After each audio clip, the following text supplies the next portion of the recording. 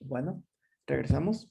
Estamos en la primera parte, ¿no? Que como bien vimos acá, el diseño centrado en el usuario, que como ya les expliqué, tiene que ver con entender a nuestro usuario, ¿vale? Entonces, este es el proceso de diseño centrado en el usuario. Primero es empatizar, o sea, es entender al usuario. Ya que acabamos de empatizar, vamos a definir. La tarea que se les va a quedar para estos primeros módulos es precisamente esta, ¿no? Empatizar. Hacer más que una investigación, una lista. Van a llenar una serie de preguntas que les voy a dejar, en donde vamos a comprender, como ya mencioné antes, quién es nuestro usuario, cuál es nuestra lista de obras, cuál es el espacio. Ya después que tengamos toda la información, con base a esa información vamos a estar tomando decisiones. ¿Vale? Entonces, bueno, la empatía no es un proceso central en cualquier proceso de diseño, porque si yo no comprendo qué tipo de gente está entrando a mi museo, ¿cómo es que estoy diseñando para mi museo? ¿Vale? Tal vez la mayor población de gente son niños y yo estoy diseñando cosas para adultos mayores, con letras muy pequeñas, con textos muy pesados y tal vez, pues si la mayoría de mis usuarios son niños, pues voy a cambiar todo el diseño y lo voy a hacer para niños, ¿vale? En la medida en que yo comprendo a estas personas, voy a poder diseñar cosas para ellas. Tal vez mis textos de sala son muy largos, están en lugares que son poco visibles. Comprender, observen a sus usuarios, observen cómo se navegan en los espacios, en sus museos, en sus espacios expositivos. Haciendo esta exploración solamente de observación se aprende mucho. Por eso el primer punto es empatía. Ponerme en los pies del usuario y sobre todo observarlo. Ver qué es lo que está haciendo y cómo es que lo está haciendo. Bueno, la empatía es la pieza clave centrada en el proceso centrado en el usuario, es un esfuerzo para entender la manera en que la gente hace cosas y por qué. Vamos a entender tanto sus necesidades físicas como emocionales a profundidad. No, tal vez el usuario le aburre lo que está haciendo. Entonces, ¿cómo puedo convertir a esta exhibición, esta obra de arte en algo que sea relevante para ellos? Vamos a ver un par de ejemplos de esto. Yo, para Secretaría de Cultura, diseñé un proyecto, eran unas fotos históricas. Entonces el proyecto consistía en que tú veías la foto histórica, que era de la ciudad, y te preguntabas cierto tipo de cosas, te imaginabas dentro de la foto, ¿cómo se llama? Hacías ciertos ejercicios de tu presente con respecto a esta foto que era antigua. ¿Vale? Siempre hacer este tipo de dinámicas con las obras es muy interesante porque de alguna manera haces que las personas reflexionen un poquito más acerca de las piezas. Esto se llama mediación en museos, ¿no? Cuando logras que tus usuarios, tus personas, lleguen a reflexiones más profundas con lo que están viendo. Entendiendo al usuario. Ok, comprendiendo los usuarios. ¿Quiénes son los usuarios de la exhibición? Estas son las preguntas que van a ir respondiendo ustedes. ¿De qué maneras inesperadas la gente usa el espacio? ¿Qué prácticas? ¿Qué hacen las personas? ¿Cuáles son las prácticas comunes? ¿Cómo son los flujos de circulación que toman las personas? O sea, ¿cómo se navegan por las salas? ¿Cuáles son las tareas y objetivos de los usuarios? Hay personas que llegan porque antes, por ejemplo, en Puebla había un programa en donde los niños tenían que ir a museos. Entonces la gente llegaba por eso. Otras gentes van por distraerse, otras gente va porque están en citas y no tienen a dónde ir. ¿Cuáles son las motivaciones? ¿Por qué va la gente? Es importante comprender ese tipo de cosas. ¿Cuáles son los niveles de experiencia en el tema? ¿Son conocedores de arte? No. ¿Cómo les estamos hablando a ellos? ¿Como expertos o como no expertos? Es muy importante preguntarse eso. ¿Qué información necesitan y en qué forma? Bueno, son preguntas importantes. Luego, ¿qué elementos forman parte de tu experiencia personal en una exhibición de arte? Aparte de las obras de arte. Bueno, esto quiero que se lo pregunten. Cuando van a una exhibición, ¿qué otras cosas conforman su experiencia? ¿Vale? Yo les puedo decir, por ejemplo, cuando yo voy a una exhibición, antes, ¿no? Cuando no había pandemia, las banquitas son un punto importante. Cuando el museo es muy largo, buscas una banquita para sentarte y descansar. Yo que soy museógrafo, pues me gusta mucho, ¿cómo se llama? Ver la museografía, los detalles de los capelos, ese tipo de cosas. Otro tipo de experiencias son también las demás personas. Cuando las salas están muy llenas, cuando esperaste mucho tiempo para entrar a la exhibición, como de repente pasa en Ciudad de México, de repente la gente está molesta y es parte de la experiencia también, ¿no? Y entonces les pregunto, ¿qué elementos forman parte de la experiencia personal? Los guardias son otras, ¿no? Si de repente los guardias no son muy amables, es otra parte de la experiencia también. Y todo eso conforma un ambiente y todo eso tengo que tomarlo en cuenta hacia una experiencia. Experiencia, respuesta emocional, memoria personal. Esto conforma una experiencia, ¿vale? Todas nuestras experiencias, cómo reaccionamos hacia las cosas, están conformados por una experiencia previa que yo tuve de las cosas. Si yo estoy acostumbrado a que en ese museo siempre me tratan mal, siempre hace mucho frío, siempre el guardia es grosero, no sé, se crea una memoria. Entonces ya la experiencia que yo tengo en torno al museo en automático va a ser en algo incómodo. Entonces es importante que yo tenga en cuenta esto, ¿no? El diseño de experiencia es la práctica de diseñar productos, procesos, servicios, ambientes, como lo vamos a hacer nosotros en las museografías, con un enfoque en la calidad de la experiencia del usuario y soluciones culturalmente relevantes. Para esto, yo tengo que conocer muy bien a mi usuario y de esta forma yo voy a identificar que él va a tener ciertas necesidades, ¿no? Tal vez esta persona o mis personas tienen la necesidad de tener textos de sala más grandes o más cortos o en colores más vivos o de cierta forma o que haya un componente pedagógico, o sea, hacer juegos, algo que puedan manipular, que puedan tocar.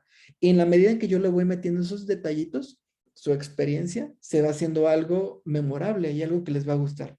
¿Ven cómo es? No es tan complicado en realidad, ¿no? Es cosa de entender a la persona. Por eso nos interesa mucho esta parte, comprender al usuario. Bueno, la experiencia es un conjunto de diferentes cosas, ¿no? La duración de la experiencia, el significado, el tipo de elementos, los detonantes, como son el sonido, como pueden ser las cosas que puedes tocar, como símbolos, como conceptos, la intensidad, si está relajado, si hay cosas que nos den engagement. El engagement es cómo hago que mi usuario, ¿cómo se llama? ¿Cómo lo atrapo? ¿Cómo es que hago que se interese en el tema? La interacción, si es pasiva, si es activa, si hay interacción, etcétera. Bueno, tenemos, ¿no? Que nos vamos a preguntar el contenido, vamos a preguntarnos por el contexto, vamos a decir, bueno, ¿qué técnicas puedo utilizar yo? ¿Cómo se llama? Para comunicar el mensaje. Y de ahí viene la experiencia que va a tener el visitante. ¿Cuál es la experiencia total del visitante? Dado que yo ya analicé el contenido, yo ya analicé el contexto, yo dispuse una serie como de estrategias, elementos para mostrar la obra y comunicar el mensaje. Puede ser una mampara de un color rojo brillante, iluminada, o una iluminación muy oscura y solo el centro ilumina un pequeño detalle, o sonido ambiental, o algo que puedan tocar en medio de la sala, no sé, hay muchas formas. Bueno, pues eso va a determinar la experiencia del visitante. Luego, encontrar las necesidades.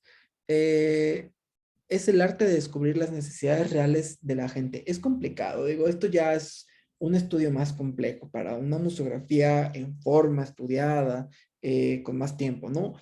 Es importante, si estamos a cargo de recintos, por ejemplo, hacer este tipo de actividades por lo menos una vez al año para comprender nuestro público. Tanto necesidades explícitas como necesidades no tan aparentes.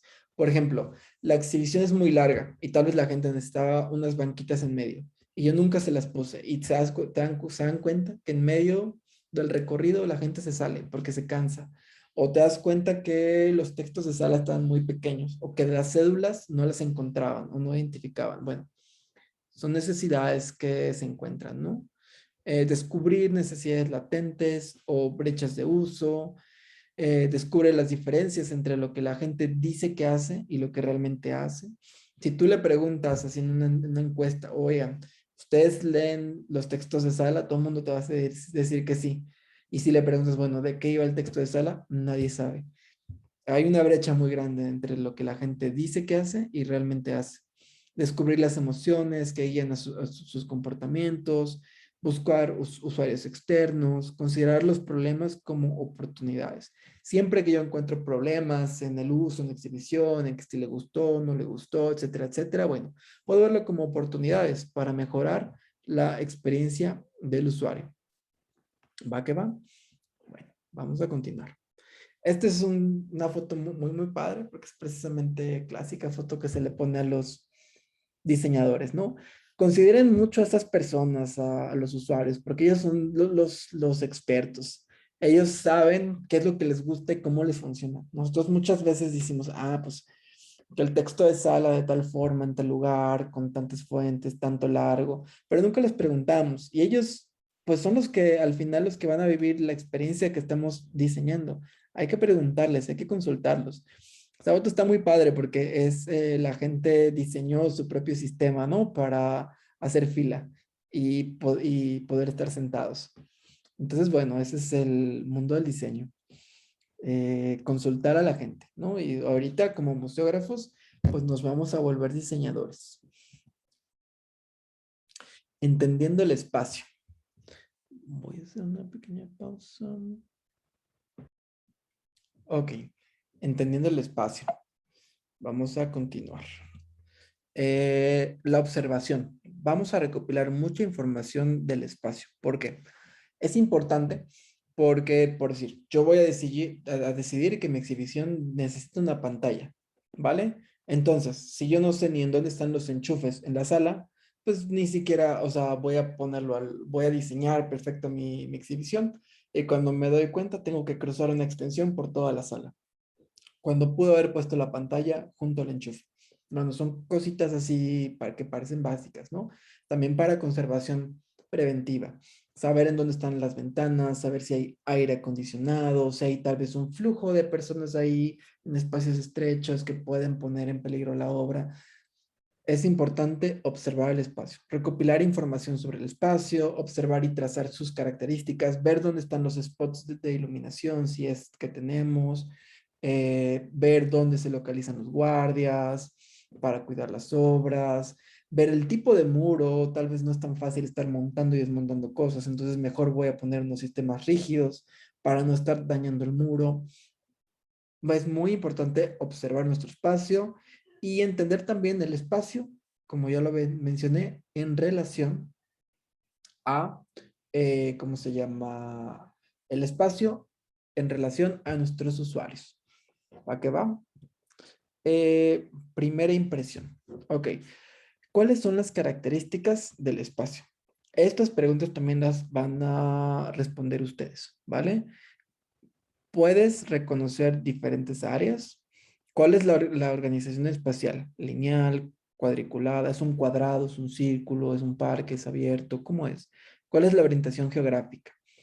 De la situación actual, ¿qué funciona y qué no funciona? Bueno, esto es una parte evaluativa muy importante que si estamos a cargo de ciertos espacios, nos tenemos que estar preguntando todo el tiempo, ¿vale?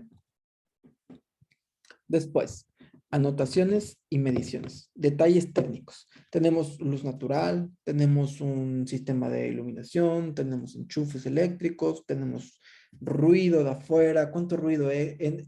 O sea, muchas veces ponemos audio y no consideramos si a ciertas horas hay ruido, etcétera, etcétera, ¿no? Muchas veces la gente que a veces conoce todos estos detalles de usabilidad o más específicos, pues son los guardias y la gente que pasa ahí todo el día. Entonces hay que apoyarnos con ellos. Ellos a veces son más expertos que nosotros en muchos detalles. Elementos de espacios no incluidos, columnas, ventanas, muchas veces complican mucho la museografía, este tipo de cosas. paredes disponibles para exponer, cuáles son realmente mis paredes expositivas, porque a veces tengo un plano y un espacio enorme, pero lleno de ventanas. Entonces, ¿cuáles son realmente los muros en donde puedo poner piezas? Tener un plano con mediciones es básico y lo vamos a necesitar pues para este curso. Y no se preocupen si no tienen un plano especializado, pues podemos hacer un plano rápido, simplemente pues para trabajar, ¿no? Digo, si tienen un plano bien, mejor. Si no, pues no. Este plano lo vamos a trabajar en una plataforma que se llama Figma, que es gratuita, que es una plataforma muy buena. Altura del techo. Es importantísimo saber la altura del techo. De repente manejamos obras en formatos muy grandes y conocer la altura del techo es importante. No tenemos techos altos, podemos aprovechar y jugar con ellos. Tenemos techos muy chaparritos, complican mucho. Otra información importante, podemos preguntarnos cuáles son las restricciones a la intervención del espacio. ¿Es edificio histórico?